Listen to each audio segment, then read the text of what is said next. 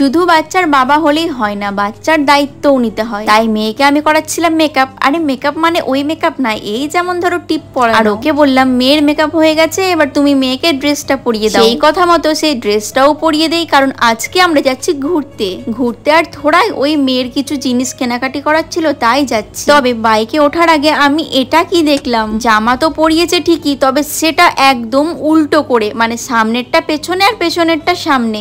আজ আমার সত্যি এটাই মনে হচ্ছিল যে বাবা হয়েছে ঠিকই, তবে বাচ্চার দায়িত্ব এখনো নিতে পারে না। তাই সঙ্গে সঙ্গে তখনই চেঞ্জ করালাম আর চলে গেলাম কেনাকাটি করতে। তার আগে কিন্তু খেতে হবে, তাই খেয়ে নিলাম মোমো। আগে তো বেশ 2 প্লেট মোমো নিতাম আর দুজন মিলে অনেকক্ষণ ধরে বসে বসে খেতাম, তবে এখন 1 প্লেট নিই, সেটা থেকেই ভাগ করে খেয়ে নিই, কারণ বাচ্চা থাকে সঙ্গে, একদমই সম্ভব না। আর এই প্রিন্সেস ড্রেসগুলো দেখে আমার মেয়ে কি করছিল দেখো। তবে দুঃখের বিষয়, এগুলো তো ওকে আর নিয়ে দিতে পারবো না, কারণ ও এখন অনেকটাই ছোট, একদমই সামলাতে পারবে না। একটু বড় হয়ে যাক, তখন না হয় নিয়ে দেবো। আর তোমরা কি কোথাও দেখতে পাচ্ছ আনায়া কোথায় আছে? দেখতে পেলে কমেন্ট করে জানাও যে ও কিসের মধ্যে ছিল।